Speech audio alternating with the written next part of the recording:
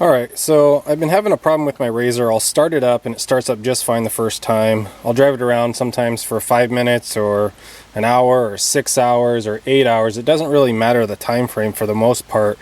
It just happens to be after the first startup it starts great, but after the first startup it just won't start again. It'll turn over once, it'll actually fire and sound like it's going to run, and then it'll just die out. And I can't start the razor for about 10 minutes. So, and I've tried a bunch of different things to see if it, maybe if I was pressing on the gas pedal, if that would help, and nothing seemed to help.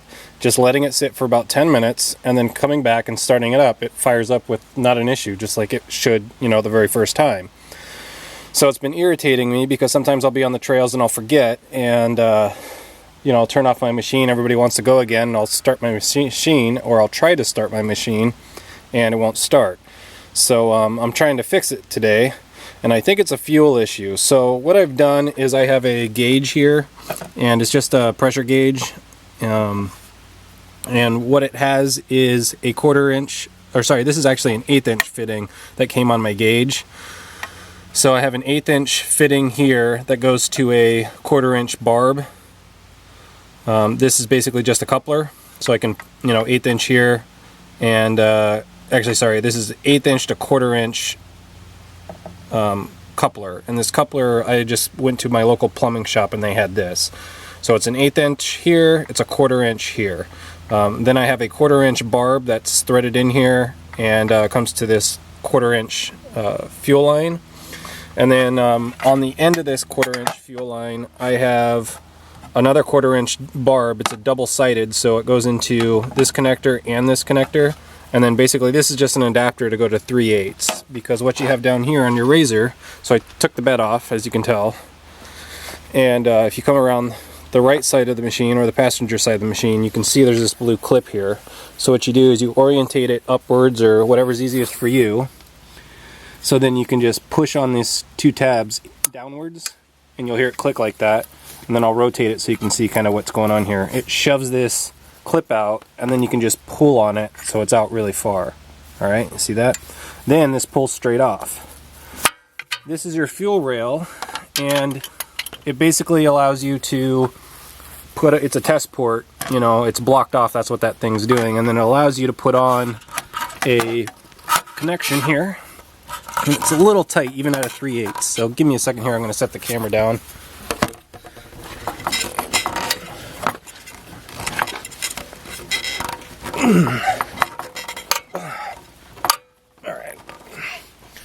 Alright, sorry about that. So now you can tell it's on there. It's not on there all the way, but it is not going to leak. I can guarantee that. So right now we have 0 psi, and I'm going to take it inside the razor. So I'm just going to stuff it through here around this seat. And actually, I'll go over here, and I have about 3 feet of hose is what I bought at the store. That way I could kind of look at it while I'm starting the razor.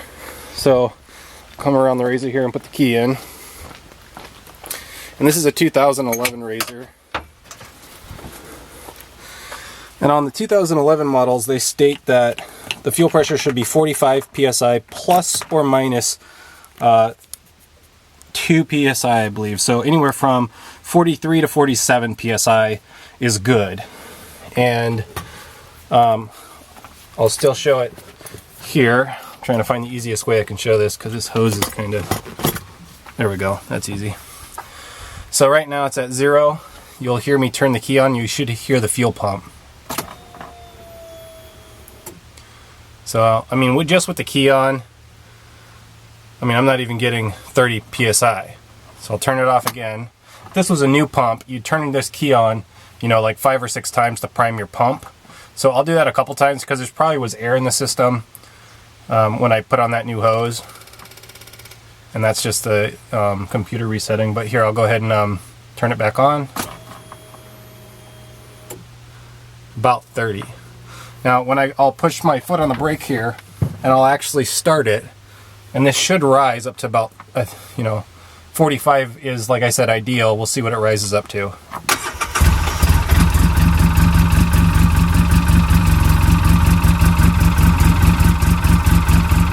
So not even 40. So I'm pretty sure this pump is bad. I'm going to give it a little gas. does dip a little. It's hard to tell, but yeah. So I think that fuel pump is bad. That's my assumption going on here. So I'll do it again. I'm going to rev it. It drops a PSI or two. I'm going to turn it off. But it should drop, you know, just a little bit. But if you have a good pump and your injectors are working properly, basically what's happening is the fuel is going to your injectors are squirting it out. Well, while it's running, it's doing that anyhow, so it should be steady. As you push on the gas, the fuel pump should be able to compensate, or the regulator, right? The regulator should keep it at 45, you know, pretty much within the stats like they're saying all the time. So if your fuel pump's failing, it's not going to give it enough pressure. So I think that's my problem. Like I said, when we did the key on, it was at 30. It's supposed to be at 45 is what the stats say. I've never even seen it hit 40. So I'm guessing that's my problem. I went ahead down to Polaris, just in case anybody here is curious. And I bought a new pump kit assembly. I'll get the part number for you guys here. So here's the Polaris. It's a kit fuel pump. It says 2204403. Again, this is for the 2011 model and up if you have a Bosch fuel system, basically. The earlier models went to a different part number. So it's again 220443, and it's basically a drop-in kit that comes with the new ring and the whole pump assembly here. So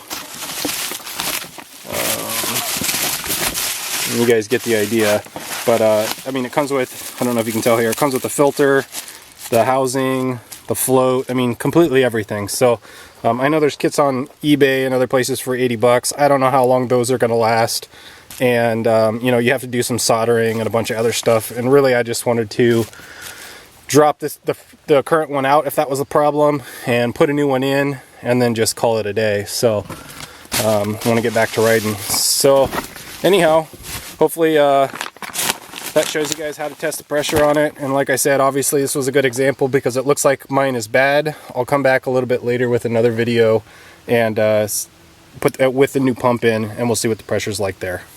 All right.